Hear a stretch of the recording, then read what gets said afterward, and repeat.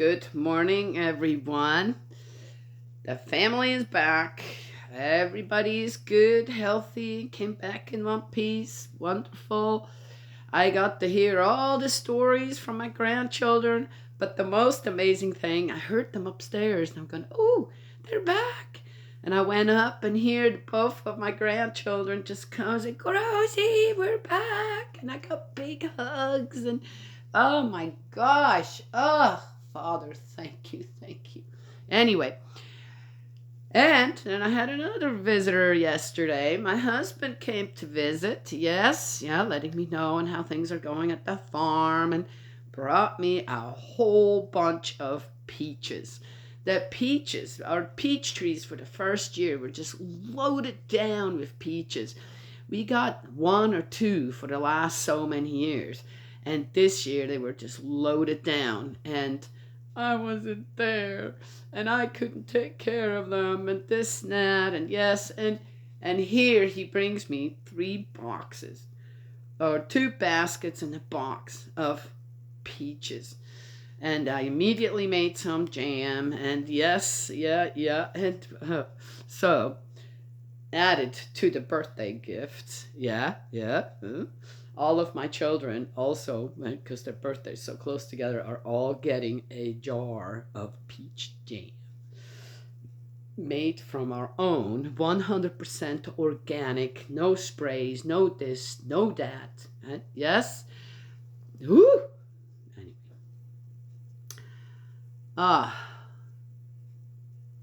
Wonderful. It's like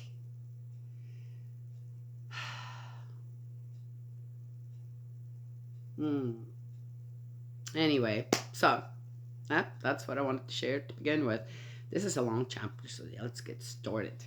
Oh, and then I tasted one as well. Not just a fresh peach.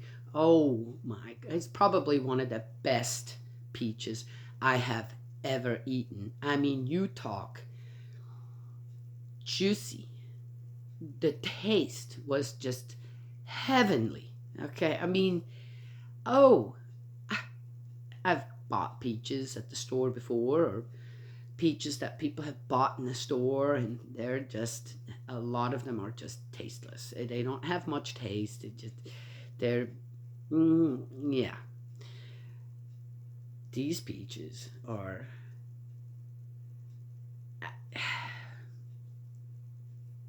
again, that's a peach.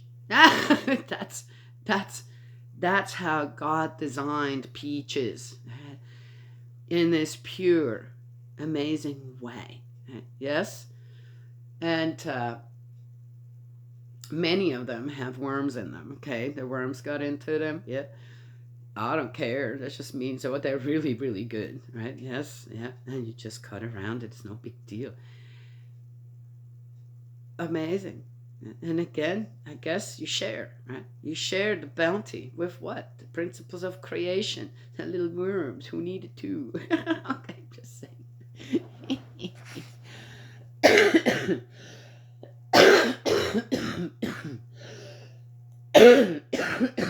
And of course, if I would have been there, many of the peaches could have been picked before that happens. There's a way to do that.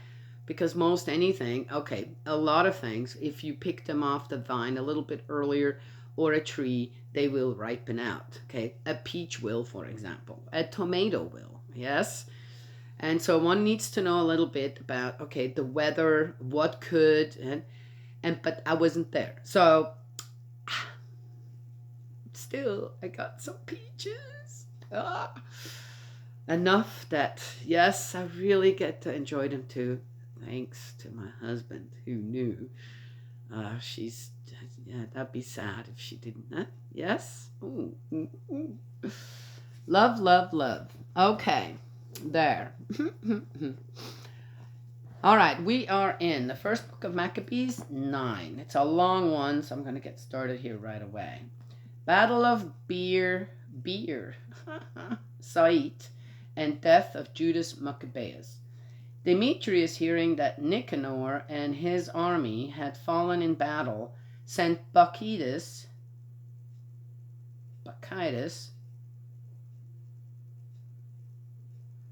and Alchemos a second time into Judea, and with them the right wing of his army.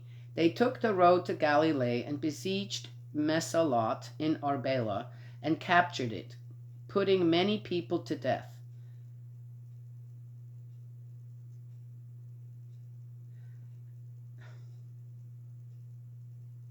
Well, what happened with the Roman ally here then?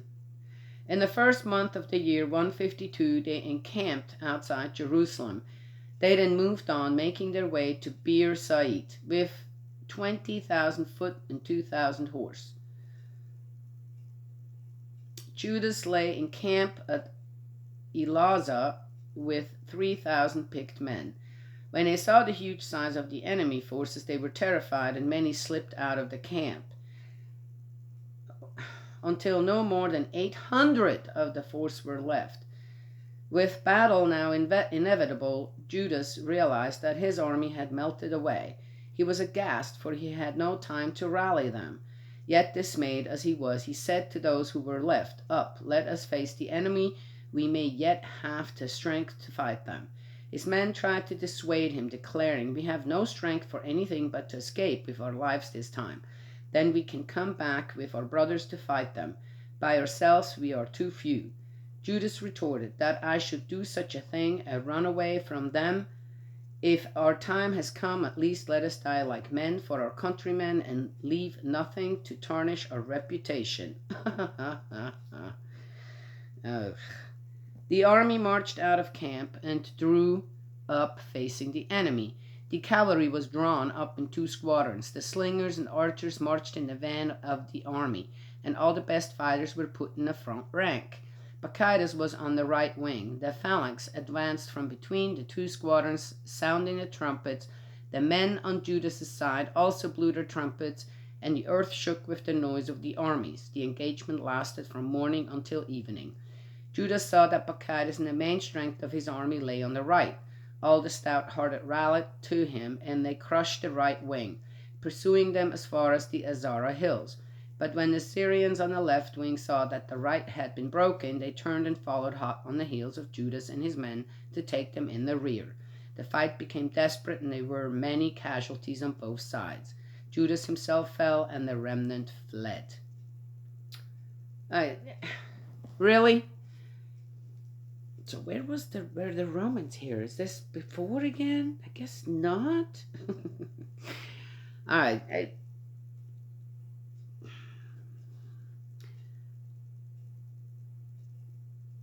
Wait a minute. Wasn't Demetrius?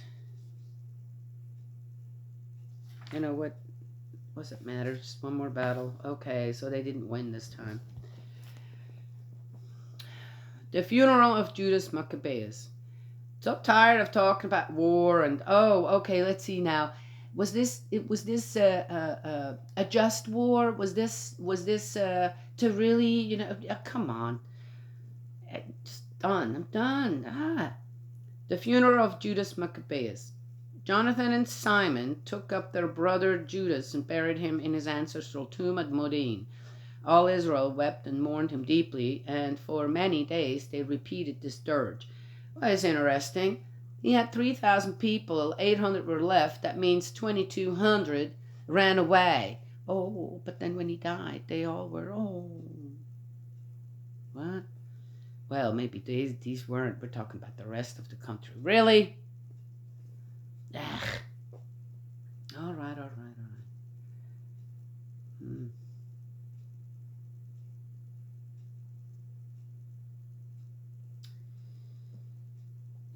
What a downfall for the strong man, the man who kept Israel safe. How? Didn't it just say here in the beginning on how Bacchides and Alchemists came in and they took over Mesaloth and captured it and put many people to death? That's how you keep someone safe? Okay, well, hey, who am I to say anything? I wasn't there. I don't know. The other deeds of Judas, the battles he fought, the exploits he performed, and all his titles to greatness have not been recorded, but there were very many. Interesting on how little there is in here about Simon, right? Yes? The one that was supposed to be in charge. Hmm? All right. Okay, this was about Judas. Super chapter 4. Is that right?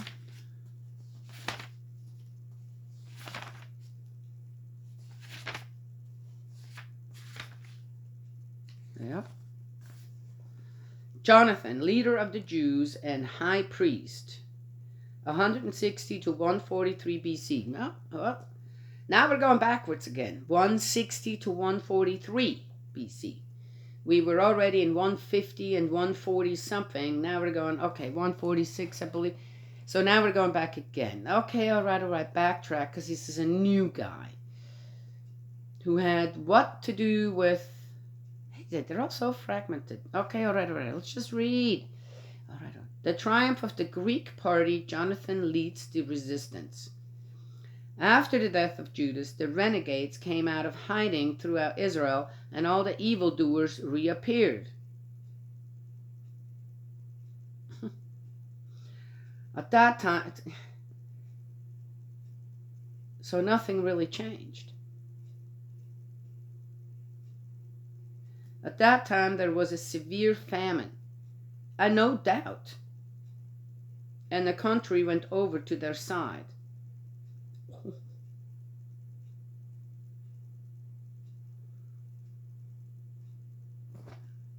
Didn't they just... See, I'm not wrong about this. Didn't they just... Okay, according to this, didn't the people all... Oh my gosh, poor Judas, he did all this great stuff. And here, now there's a famine. Why was there a famine? Well, if you are constantly in war, don't do nothing but that, have a bunch of people killed all the time, especially the men, well, who's going to grow food? Raise animals. At that time, what did you do? How did you survive when it came to that? Now, I'm just saying, here, there's a famine going on. Why? And the countries are we're going to go with whoever.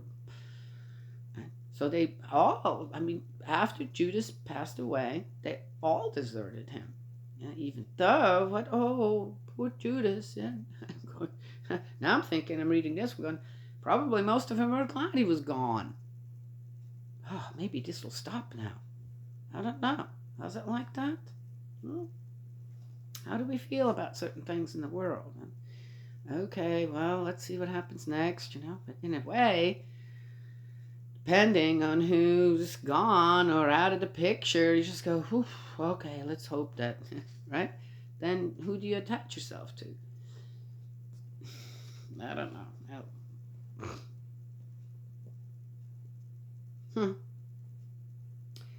Bacchus deliberately chose the enemies of religion to administer the country.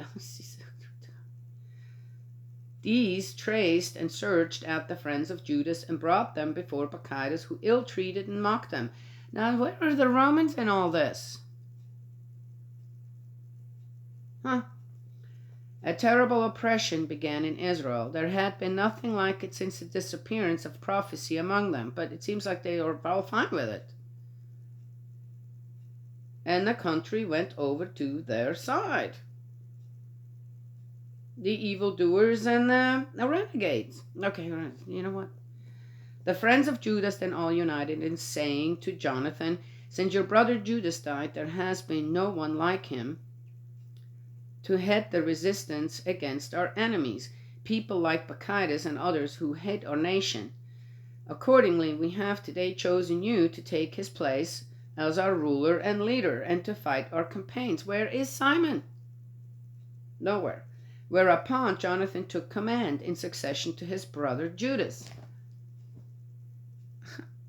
Okay. Jonathan in the desert of Tekoa, bloody encounters round Medeba. Bacchus, when he heard the news, made plans to kill Jonathan. So what happened with the Romans? Why aren't they going to the Romans and say, hey, we need you. We got problems in our country. What's going on here? I'm not getting it.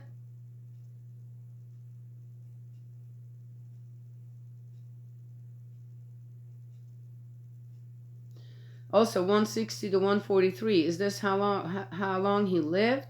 Okay, you know what? Just keep reading. This doesn't make any sense. Okay. But this became known to Jonathan. Oh, really? His brother Simon and all his supporters, and they took refuge in the desert of Tekoa, camping by the water supply at Ashfar storage well. Bacchides came to know of this on the Sabbath day, and he too crossed the Jordan with his entire army.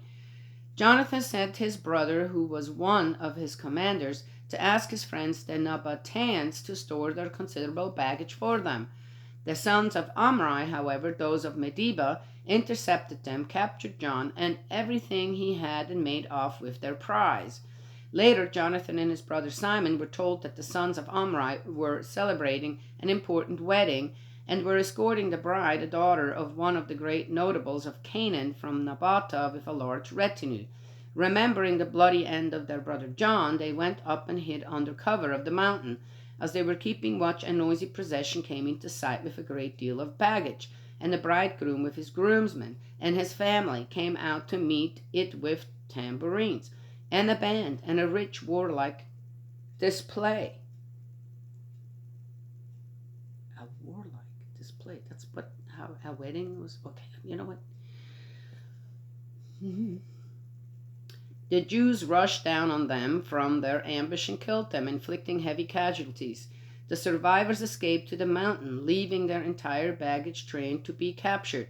Thus the wedding was turned into mourning and the music of their band into lamentation. Having in this way avenged in full the blood of their brother, they returned to the marshes of the Jordan. Bandits, everybody just becomes a bandit. And what the difference between John, who takes some of their stuff somewhere to stash it? They're doing what? They're soldiers. They're in a war. They're ready for conflict, right? Yes? And they're being, ambushed. And as a retort to that, they're ambushing the Jews.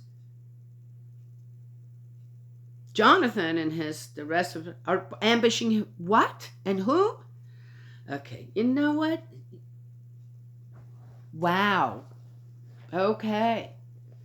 Dear me. It's like reading a bad novel. Crossing the Jordan.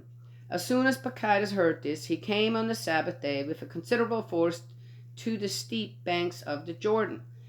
Jonathan said to his men, "Up, let us fight for our lives, for today it is not as in the old days." You know what? Yeah, I mean,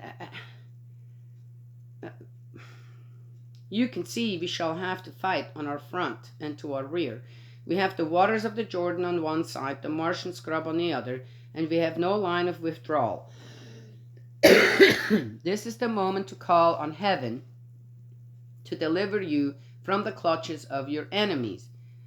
The engagement was begun by Jonathan, who aimed a blow at Bacchides, but the Syrian disengaged himself and withdrew, whereupon Jonathan and his men leapt into the Jordan and swam to the other bank. The enemy did not, however, cross the Jordan in pursuit. That day Bacchides lost about 1,000 men. Bacchides builds fortifications. The death of Alchemists. Bacchides went back to Jerusalem and began fortifying some of the Judean towns. So they took that over again. The fortresses of Jericho, Emmaus, Beth Horon, Bethel, Timnath, Parathon, and Tephon, with high walls and barred gates, and stationed a garrison in each of them to harass Israel. How it's interesting how they all put this in here. The words that they used or how it was translated to harass Israel. He also fortified the town of Beth-sur, Gezer, and the citadel, and placed troops in them with supplies of provisions. He took the sons of the leading men of the country as hostages and had them placed under guard in the citadel of Jerusalem. In the year 153, in the second month, Alchemist ordered the demolitions of the wall of the inner court of the sanctuary. Whoa! Destroying the work of the prophets. Temple has to, that poor temple. I'm telling you what.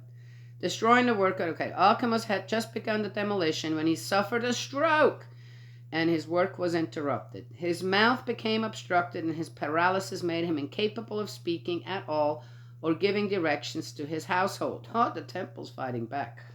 It was not long before he died in great agony. On the death of Alchemist, Bacchides went back to the king, and Judea was left in peace for 2 years. Ooh, that's interesting.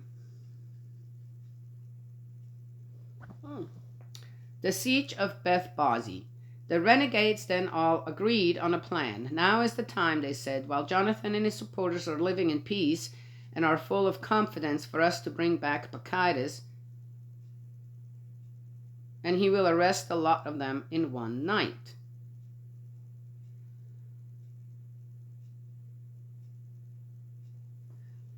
There was no peace, was there? It's just everybody just waiting for the next.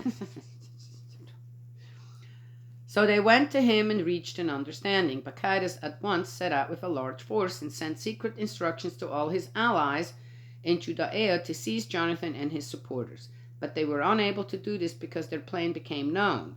And Jonathan and his men arrested some 50 of the men of the country who were ringleaders in the plot and put them to death. Jonathan and Simon then retired with their partisans to Beth-Bazi in the desert. They rebuilt the ruinous parts of the place and fortified it. When Bacchides heard this, he mustered his whole force and notified his adherents in Judea. He then proceeded to lay siege to Beth-Bazi. The fighting was protracted, and he constructed siege engines. Jonathan, however, leaving his brother Simon in the town, broke out into the countryside with a handful of men. He launched a blow at Adomira and his brothers and at the sons of Phasiron in their encampment. Who the heck is that now? Whereupon these two came into the struggle, joining forces with him. Simon and his people, meanwhile, made a sortie from the town and set fire to the siege engines. Taking the offensive against Bacchides, they defeated him. He was greatly disconcerted to find that his plan and his assault had come to nothing, and vented his anger on those renegades who had induced him to enter the country, putting many of them to death. He then decided to take his own troops home. Discovering this, Jonathan sent envoys to negotiate peace terms and the release of prisoners with him. Bacchides agreed to this, accepting his proposals and swearing never to seek occasion to harm him for the rest of his life. Having surrendered to Jonathan those prisoners he had earlier taken into Judea, he turned about and withdrew to his own country, and never again came near their frontiers. The sword no longer hung over Israel, and Jonathan settled in Michmash, where he began to judge the people and to rid Israel of the godless. Okay. Rid Israel of the godless. So he was, that whole family seems to be just bloodthirsty. And if you have come to an agreement with someone, as it says here, he did with Bacchides, right? Jonathan did. Then what should you be doing? You should start to rebuild your country. And not continue to kill people. Right? But doesn't that make sense? All right, you know what?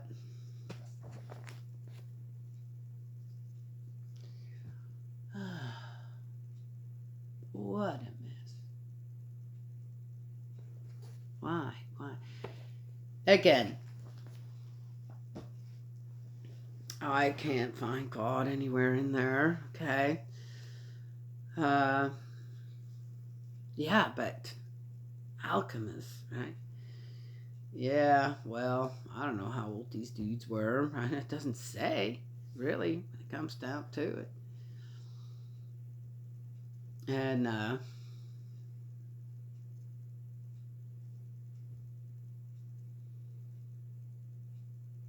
is the death of anyone, or when you have a stroke or a heart attack, is that now, right?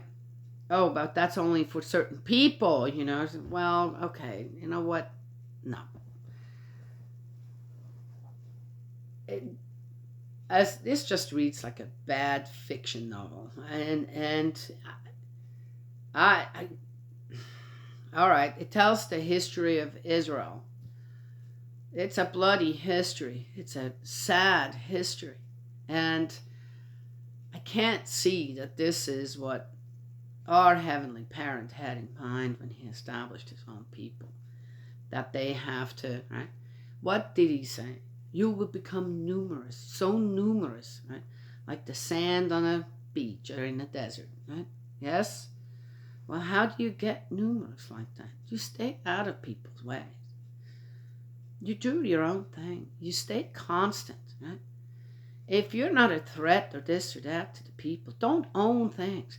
You see, I wonder sometimes if they would have just not built that temple at all, which God did not want, by the way. Huh? That the people wanted to do that, just like they wanted the king as well. That was not God's intention either. What if they would have just stuck with the what they truly needed? Huh? And built up a society according to the covenant that they had, huh, with God. If there's nothing to take from you, then, right, if there's nothing there to take, and what do they mostly talk about when it comes to the wars? What was taken from the temple and from the people, right? Yes? If they would have been, if the Israelites, if they saw that people were hungry, this and that, what did Joseph do in Egypt? And when the Israelites were also experiencing famine, he shared. Joseph, in my opinion, is a great example in the Bible. True or not, I don't know. As I said, it's really hard to know what actually is the truth here. But I can see when it comes to the covenant of God with Israel, on and the things that God said to the Israelites, I can see how it would have been possible if the greed of the people, the need for power and more, right, would not have taken over. It's kind of like this still, right? Yes? I talked about bullying yesterday. Why is it so easy for people to bully people? Children to bully people? Children, right?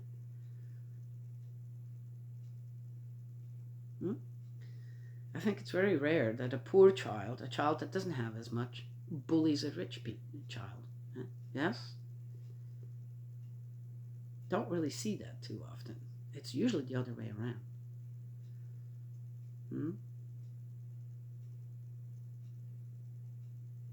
Yeah? It's the same with adults. I don't really see weaker people. The other way, weaker people bully stronger people, physically often, or with less connections. Right? People with more connections, right? More money, more riches, more power, right, usually are the ones who are bullying others, right? Yes. Yeah, there's a few occasions where it is the other way around. But mostly, I'd say 95%, it's the other way around. All right, well, find that interesting.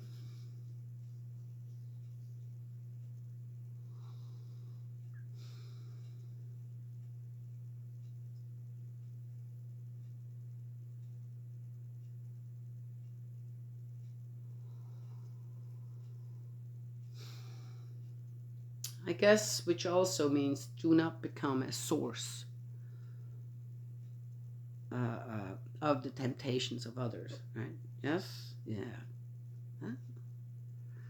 we're going to have to turn things a little bit upside down in order to actually really truly be able to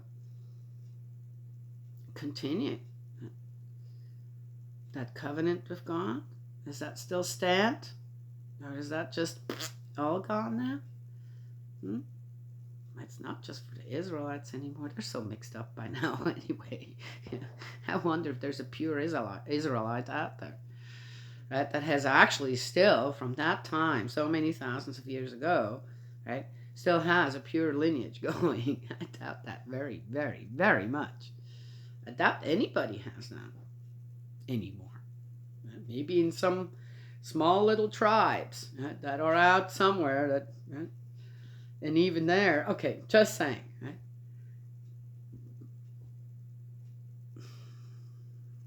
We've all become one people when it comes down to it.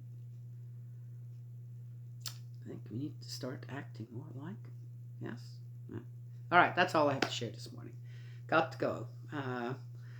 I've got children to take care of again today, and we don't have my oldest granddaughter has her boot off now. Everybody is got over their colds, yeah.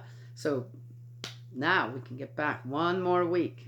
Yeah, we can get back to having fun, running around, and not just have to we gotta play games, which was fun too, by the way. Right? Yes. May Heavenly Parent bless and protect you and embrace you with love. And I will talk to you tomorrow. Hopefully we can. Gosh, I am so ready to get into the New Testament. I love Jesus' words. I really do. You can't give me enough of them, right? Because they ooze with wisdom, love, good teachings, just things that my heart to mind wants to hear, needs to hear, wants to absorb, wants to be a part of. Yes? Okay. All right. We still have a long way to go. All righty. Bye, everyone.